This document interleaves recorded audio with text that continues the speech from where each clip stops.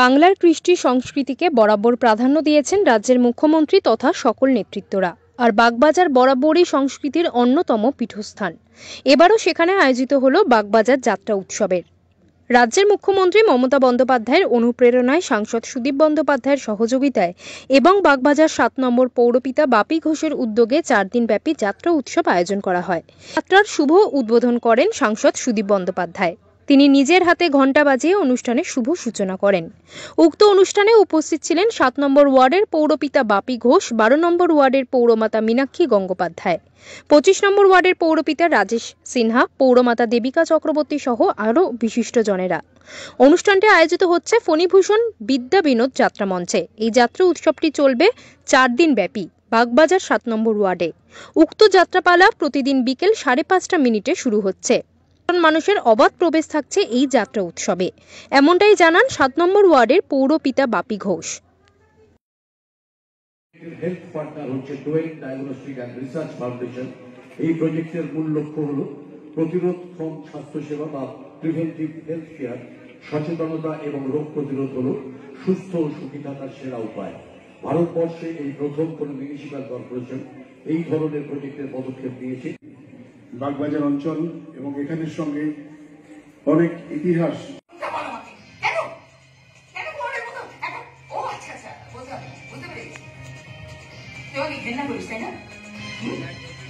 ঘৃণা করছিস নষ্ট চরিত্রের মেয়ে, নোংরা চরিত্রের মেয়ে বলে আমাকে ঘৃণা করছিস? আমি কোনো কথা রে, শরীরটাকে বিক্রি করিনি কোনোদিন। হ্যাঁ, নাচ গান করে মানুষের মনোরঞ্জন করে পয়সা রোজগার করেছি খিদে মেটানোর জন্য পেটে, শরীরটাকে বিক্রি করে দিন। আরে মা জীবনের প্রথম দিন আমাকে ধাক্কা মেরেছে, পুরুষ সংসার করে ঢুকিয়ে দিয়েছিল। আমি তো শুধু সেই মানুষটাকে ভালোবেসেছিলাম, শুধুমাত্র সেই মানুষটাকে।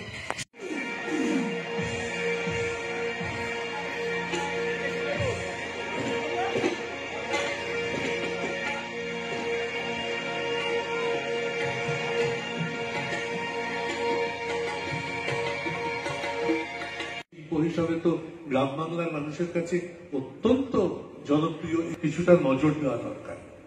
যে কোনো বিষয় নির্ভর করে কতটা নজরদারি তার উপর রাখা হচ্ছে।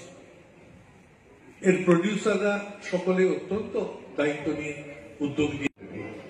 সর্বোপরি আমাদের মাননীয় সাংসদ, আমাদের অভিভাবক শ্রী সুদীপ বন্দ্যোপাধ্যায়, যারা আজকে জোড়া দেখে চৌধুরী পরিবারের এত মাননীয় সাংসদ রয়েছেন প্রিয় অভিনেতা, বালাকার, নির্দেশক অনল চক্রবর্তীর হাতে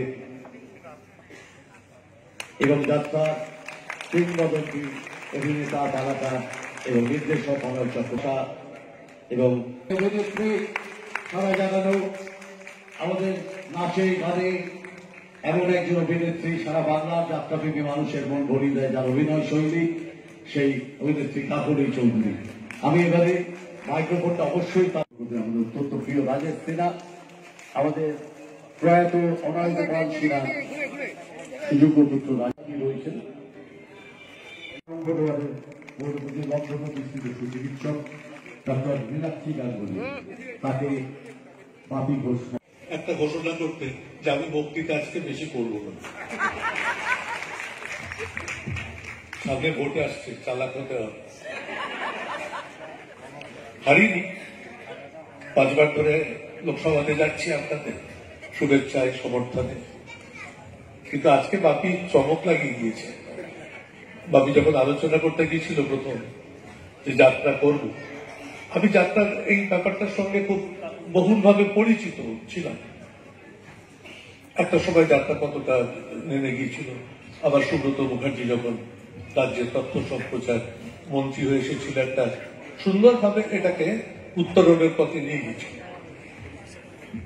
কিন্তু মাঝখানে যাত্রার অবস্থা খুবই খারাপ, আমাকে অস্বীকার করলে চলবে। সে কারণে বাপি যখন বলে, আর এই ফণীভূষণ বিদ্যামঞ্চ যখন যাত্রা মঞ্চ যখন উদ্বোধন হয়, তখন আমি ছিলাম এবং এখানে মমতা ব্যানার্জি এসেছে, আমি ছিলাম সঙ্গে। এবং আমার নিজের মনে হয় যে যাত্রাকে স্বীকৃতি দিয়ে তাকে একটা উচ্চ মানে উত্তীর্ণ করে দেওয়ার ক্ষেত্রে আমাদের যাদের নাম না করলেই নয়, তার মধ্যে নিশ্চয়ই একটা অন্যতম প্রধান নাম আমি বলবো সুব্রত মুখার্জি। একে অনেক গতি দিয়েছিল, এর অনেক মুখ দিয়েছিল, এর একটা অভিমুখ তৈরি করে দিয়েছিল। অত্যন্ত সম্মাননীয় পৌরহিত একটু ঘুরে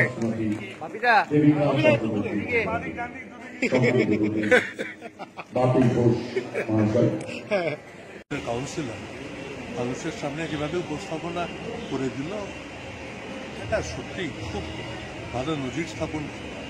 এবার তো 4টে যাত্রা হবে এবং ও কথা দিয়েছে সামনের বার ওইটাকে 10টা যাত্রাতে নিয়ে আসবে। এমনি যাত্রা শিল্প পশ্চিমবাংলা এখন ভালো অবস্থায় নেই, মানুষ যাত্রা দেখতে ছুটছে না। মানুষ হাতে মোবাইল পেয়ে গেছে, টিভি পেয়ে গেছে, ইন্টারনেট পেয়ে গেছে, সব কিছু আপডেটেড, ঘরে বসেই সারা পৃথিবী দেখতে পাওয়া যাচ্ছে। কিন্তু তার মধ্যে যাত্রা শিল্প এই যে মানুষের কাছে সরাসরি এসে একটা শিল্পের বা শিল্পীদের পরীক্ষা নেওয়ার যে একটা সুযোগ, কিন্তু অন্য কোথাও নেই। এটা তো এডিট করা যাবে না কোনো কিছু, যা করবে সামনেই করতে হচ্ছে, ভালো মন্দ বোঝাতে হচ্ছে। যাত্রা যারা অংশ নেয় তারা খুবই উঁচু মানের শিল্পী। আমি যতটুকু দেখলাম এদের শিল্পত্ব এরা যেভাবে উপস্থাপনা করছে খুবই প্রশংসনীয়। দাদা, যাত্রা এখন মানুষ পছন্দ করছেন না বা দেখছেন না, সেক্ষেত্রে তাদের জীবনেও ভাটা পড়ে যায় আর্থিক দিক থেকে, সেভাবে কিছু ভাবনা ভেবে আমাদের রাজ্যের যাত্রা একাডেমি বা যাত্রা নিয়ে ভাবনা চিন্তা, রাজ্যের যাত্রাকে নিয়ে পশ্চিমবঙ্গ সরকার খুবই ভালোভাবে ভাবে। এই যে মঞ্চটা তৈরি হয়েছে এটা তো এই সরকারের আমলেই তৈরি হয়েছে। সুতরাং মানুষের চাহিদাকে কতটা এর মাধ্যমে উঠিয়ে নিয়ে যাওয়া যাবে সেটা পরীক্ষার বিষয়। চেষ্টা করে দেখতে হবে সাফল্যের জন্য। এক সময়কার এত প্রসিদ্ধ যাত্রা শিল্প এত সহজে শেষ হয়ে যাবে আমি বিশ্বাস করি। যদি কিছু সহৃদয় কিছু মানুষ, উদ্যোগী মানুষ এটাকে নিয়ে চেষ্টা করে, আমার বিশ্বাস এদের যাত্রা আবার বাংলার মানুষ নতুন করে এই শিল্পকে গ্রহণ করবে। বাপি ঘোষ তার অন্যতম পথপ্রদর্শক। থ্যাংক ইউ দাদা, থ্যাংক ইউ। প্রথমবার না যাত্রা একাডেমি, যাত্রা পশ্চিমবঙ্গ সরকার তথ্য সংস্কৃতি বিভাগ প্রত্যেক বছরই ডিসেম্বর মাসে যাত্রা উৎসব করে। তার তত্ত্বাবধানে আমি থাকি মাননীয় মন্ত্রী অরূপ বিশ্বাসের নির্দেশে। দীর্ঘ প্রায় 7 বছর ধরে আমি যাত্রা জগতের সাথে যুক্ত। মাননীয় মুখ্যমন্ত্রী মমতা বন্দ্যোপাধ্যায়কে প্রণাম জানাই, কারণ বিগত দিনের সরকারের সময় এই 500 বছরের ঐতিহ্যের যাত্রা প্রায় আইসিইউতে চলে গেছে। সেখান থেকে জেনারেল বেড হয়ে যাত্রা এখন বিশ্বের দরবারে আগামী দিনে কড়া নাড়বে। এটা সম্পূর্ণ কৃতিত্ব হচ্ছে বাংলার মানবিক মুখ্যমন্ত্রী, মাননীয় মুখ্যমন্ত্রী মমতা বন্দ্যোপাধ্যায়। তার সৈনিক হিসেবে যাত্রাপ্রেমী মানুষের জন্য আজকে 4 দিন ব্যাপী যাত্রা অনুষ্ঠান। আমার ইচ্ছা ছিল একদিন যাত্রা উৎসব করে 7 নম্বর ওয়ার্ডের যাত্রাপ্রেমী মানুষদের যাত্রা দেখাবো, কিন্তু প্রিয় সাংসদ সুদীপ বন্দ্যোপাধ্যায় তিনি নির্দেশ দিলেন যে বাপি ওটা একদিন করলে হবে না, 4-4টে দিন যাত্রা তোমাকে দেখাতে হবে। মাথা পেতে আমি দাদার নির্দেশ পালন করি এবং 9টি যাত্রার পালা নিয়ে আমি সাংসদ সুদীপ বন্দ্যোপাধ্যায়ের সাথে দেখা করি। তিনি নিজের হাতে এই 4টি পালা বেছে দেন। তারপর আমরা এই 4টি পালা 23, 24, 25, 26 4 দিনে করবার জন্য হল বুক করি এবং সম্পূর্ণ বিনা খরচে আমরা এই টিকিট বন্টন করি আমার ওয়ার্ডে এবং 100 টিকিট যাত্রাপ্রেমী মানুষদের জন্য যে কোনো ওয়ার্ড, সারা কলকাতা হোক, বাগনান হোক, ফুলবাগান হোক, আমতা হোক, যেখান থেকেই আসুক না, 100 টিকিট তাদের জন্য রাখা হয়েছিল। একটা কথা আপনাদের মারফত স্মরণ করাতে চাই, যাত্রা দেখুন, যাত্রা কিন্তু ঠাকুর রামকৃষ্ণ বলেছিলেন যে থিয়েটারে লোকশিক্ষা হয়, লোকশিক্ষার জন্য যাত্রা কিন্তু মানুষের মধ্যে ঢুকে যায়। যাত্রার যে কথাবার্তা আপনি দেখবেন কম হয় না। যাত্রা কিন্তু যাত্রা শিল্পীরা মুখস্থ বলে এবং গ্রামে গঞ্জে তারা যেভাবে তাদের অভিনয় তুলে ধরে, কলকাতার মানুষও কিন্তু যাত্রা প্রেমী আছে আমি বিশ্বাস করি। কারণ আমি যখন ছোট ছিলাম রবীন্দ্র সরণি রবীন্দ্রকানন মাঠে যাত্রা উৎসব হতো, যার কথা না বললে না। প্রয়াত পশ্চিমবঙ্গ সরকারের মাননীয় মন্ত্রী শ্রী সুব্রত মুখোপাধ্যায়ের নেতৃত্বে তখন যাত্রা হতো।